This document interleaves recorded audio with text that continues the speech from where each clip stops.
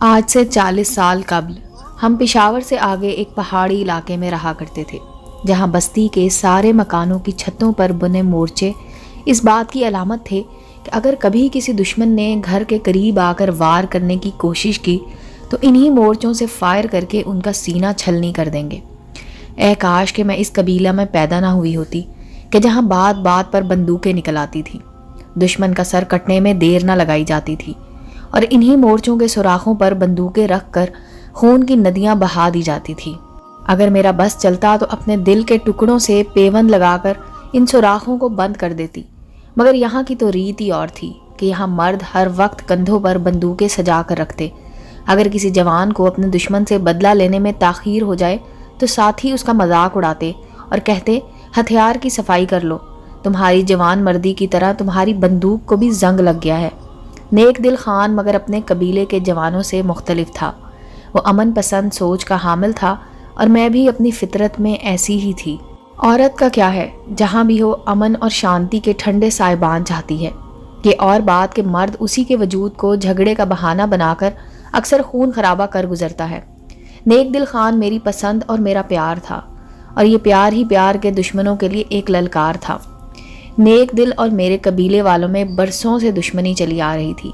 دل ڈرتا تھا کہیں ہماری چوری چھپے کی ملاقاتیں کسی روز خونی داستان میں نہ ڈھل جائیں۔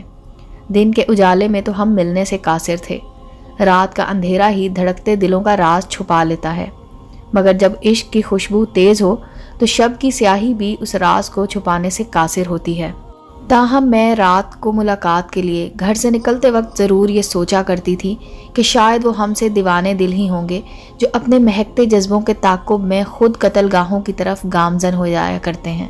جب ایسی باتیں ذہن کو وحشتوں سے بھرنے لگتی تو ہر روز عہد کرتی کہ آج کے بعد نیک دل کو شب کی سیاہی میں نہ ملوں گی، آج اس کو صاف کہہ دوں گی بس یہ ہماری آخری ملاقات ہے، مگر پھر اگلی شب قدم اسی راستے پر اٹھ جاتے، حتیٰ کہ سخت سردی اور طوفانی ہواؤں کے جھکڑ بھی میرا رستہ نہیں روک سکتے تھے۔ اس رات سردی بھی شدید تھی، یخ بستہ ہوائیں چل رہی تھی، ٹھنڈی گھپ رات کے ہاتھ میں ایک بھی چراغ نہ تھا۔ اس روز رات نے چمکتے ستاروں کو بھی کسی اندھے کنویں میں چھپا دیا تھا۔ آج نہ جانے کیوں میرا دل خوف سے لرز رہا تھا، میرے دھڑکتے ہوئے پہلو میں خدشات کا سمندر جاگ اٹھا تھا۔ یہ سچ ہے کہ اگر کچھ برا ہونے کو ہو تو دل آپ ہی آپ سہمے ہوئے کبوتر کی طرح سمٹ جاتا ہے۔ کچھ وقت اسی پریشانی میں گزر گیا۔ والد اور بھائی ٹرک لے کر سامان کی ترسیل کو نکل چکے تھے۔ گھر میں ماں اور چھوٹی بہن گہری نیند سو رہے تھے، مگر میں آج خوف سے قدم نہ اٹھا پاتی تھی۔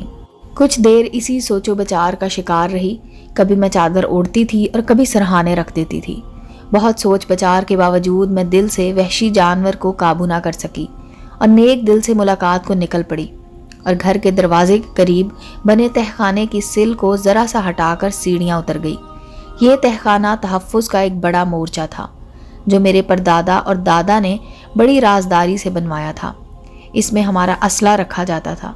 یہ اسلحہ ایک سے دوسری نسل کو ورثے کے طور پر منتقل ہو جاتا، جس کو ہم اپنی زبان میں نسلوں کے لیے تحفہ کہتے تھے۔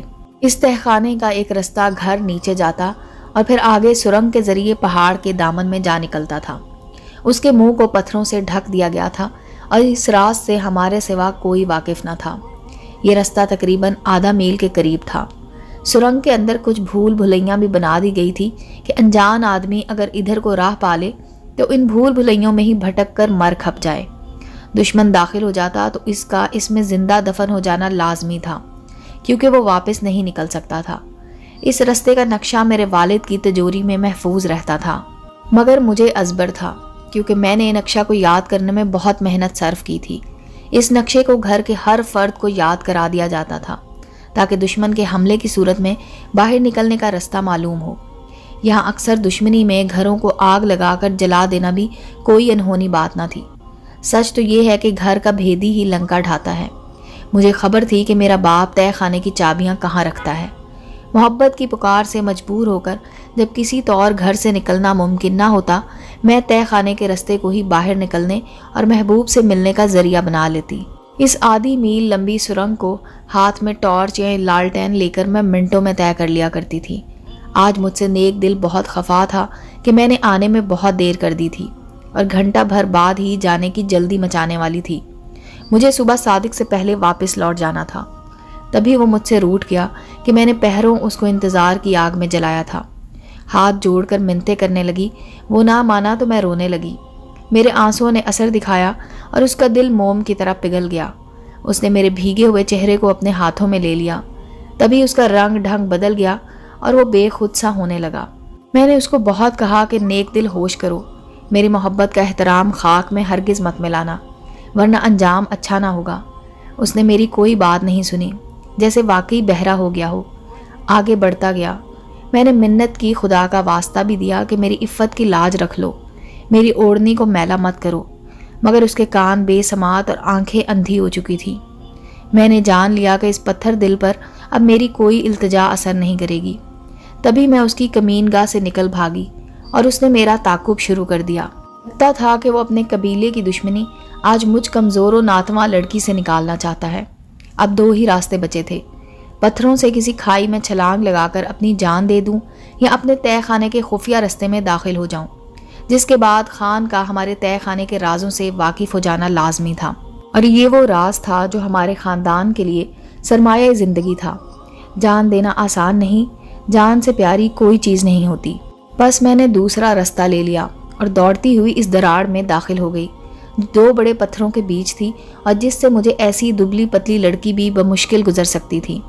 تبھی اس نے اس بھاری بھرکم پتھر کو کھسکایا جو اس جیسے چار جوان بھی مل کر نہ ہٹا سکتے تھے، مگر اس وقت اس کے اندر ایک جناتی جوش بھر گیا تھا۔ میں نے اس کو کہا، ٹھہرو، میں تم کو رستہ بتاتی ہوں۔ ہم اس میں داخل ہو گئے تو زمانے سے محفوظ ہو جائیں گے۔ میں نے ایک سوچ کے ذہن میں آتے ہی اپنی آبرو بچانے کی کوشش ترک کر دی اور اس کو اپنے ساتھ سرنگ کے اندر لے آئی۔ وہ شاید جنون کی حد پار کر چکا تھا۔ سوچنے سمجھنے کی صلاحیت سے ماورا میرے پیچھے اس زندان میں اتر گیا، جہاں سے واپسی کا رستہ اس کے لیے کوئی نہ تھا۔ نیک دل کا ایسا وحشیانہ روپ دیکھ کر میرے نرم و نازک خواب چکنا چور ہو گئے تھے۔ اپنی اہانت کے احساس نے میرے اندر غیرت کے ایک ایسے الاؤ کو بھڑکا دیا تھا کہ جس میں خود میں بھی اس کے ہمراہ ہی جل کر بھسم ہو جانا چاہتی تھی۔ شاید یہ میرے خاندانی لہو کی میراث تھی کہ غیرت میں جان دے دینا ہمارا شیوا رہا تھا۔ تبھی حمیت کے احساس نے میرے اندر ایک ایسی آگ بھڑکا دی کہ میں نے نیک دل کے لیے واپسی کے تمام رستے بند کر دیے۔ میں نے اسے اپنے ساتھ چلایا اور بھول بھلائیاں میں لے جا کر چھوڑ دیا۔ اب اس پر تہہ خانے سے واپسی کا رستہ بند ہو چکا تھا۔ صبح ہونے والی تھی۔ میں نے پہلی سی مدھم روشنی کو بند کر دیا۔ اب وہ مکمل اندھیرے میں ایک قدم بھی چلنے کے قابل نہ تھا۔ جدھر رخ کرتا آگے دیوار آ جاتی اور اس کا سر رکاوٹ سے جا ٹکراتا۔ اس کو اس اندھیرے میں بھٹکتا چھوڑ کر میں بھول بھلائیوں سے نکل کر سیدھے رستے پر ہو لی۔ ٹارچ دوبارہ روشن کی اور سرنگ سے گھر کی طرف جانے والے رستے پر تیز تیز بھاگنے لگی۔ جب میں سرنگ کے دھانے سے صحن میں نکلی، اسی وقت مجھے سڑک سے کچھ دور ٹرک کے آنے کی آواز سنائی دی۔ گویا والد اور بھائی لوٹ آئے تھے۔ اسی وقت صبح کی اذان سنائی دی۔ وہ گھر آنے سے قبل نماز پڑھنے مسجد چلے گئے۔ مجھے سنبھلنے کا موقع مل گیا۔ حجرے میں جا کر بستر میں دبک گئی۔ والدہ اور بہن ابھی تک بیدار نہ ہوئی تھی۔ جب والد اور بھائی گھر میں داخل ہوئے، میں نے ان کو بتایا کہ کل شام جب میں چراغاں میں بکریاں اکٹھی کرنے گئی تھی، میں نے ایک شخص کو تہہ خانے کے دھانے پر رکھے پتھروں کو ہٹانے کی کوشش کرتے دیکھا تھا۔ نہیں معلوم میرا وہم تھا یا واقعی وہ شخص دراڑ پر رکھے پتھروں کے نیچے کچھ تلاش کر رہا تھا۔ تم نے ہم کو رات ہی کو کیوں نہیں آگاہ کیا؟ جب میں بکریاں اور بھیڑیں اکٹھی کر کے لوٹی، آپ لوگ ٹرک پر لادی کر رہے تھے، پھر آپ گھر کے اندر ہی نہیں آئے اور باہر سے ہی چلے گئے۔ میں نے بہانہ بنایا، چلو دیکھتے ہیں، مشل اٹھا لو۔ والد نے بھائی سے کہا، ایسا نہ ہو سچ مچ کوئی تہہ خانے میں داخل ہو گیا ہو، تب وہ وہاں موجود ہی ہوگا۔ ایسا نہ ہو کہ اسلحہ خانے کے راز سے واقف ہو جائے۔ اب ہلاکت ہمارے دشمن کا مقدر بن چکی تھی۔ میرے والد اور بھائی بندوقیں لے کر تہہ خانے میں اتر گئے۔ سرنگ کے اندر بندوقوں کی دھائیں دھائیں میرے دل کے اندر لگ رہی تھی۔ یقیناً اس کا لہو اب تہہ خانے کے فرش پر بکھر گیا ہوگا۔ یہ لہو میری محبت کی نشانی مگر میرے باپ اور بھائیوں کی غیرت کا گواہ بن گیا تھا۔ اے کاش نیک دل کے ہاتھ میرے دامن حرمت کی طرف نہ بڑھتے تو میں اس کے زندہ تہہ خانے سے نکل جانے کی کوئی تدبیر کر لیتی۔ افسوس تو یہ ہے کہ کچھ ہی دن پہلے میں نے اپنے والد اور بھائیوں کو آپس میں صلاح مشورہ کرتے ہوئے یہ بات سنی تھی کہ اگر وہ لوگ راضی ہو گئے تو ہم اپنی لڑکی کا رشتہ نیک دل کے لیے دے کر دشمنی کا یہ جلتا ہوا باب بند کر دیں گے اور یہی بات نیک دل کو بتانے میں اس خونی رات کو گھر سے نکل پڑی تھی۔ امید ہے دوستو سٹوری اچھی لگی ہوگی۔ چینل کو لائک اور سبسکرائب کریں اور بیل آئیکن کا بٹن دبانا مت بھولیں تاکہ ہر نئے آنے والی سٹوری کا نوٹیفیکیشن آپ کو مل سکے۔ ملتے ہیں اگلی سٹوری کے ساتھ۔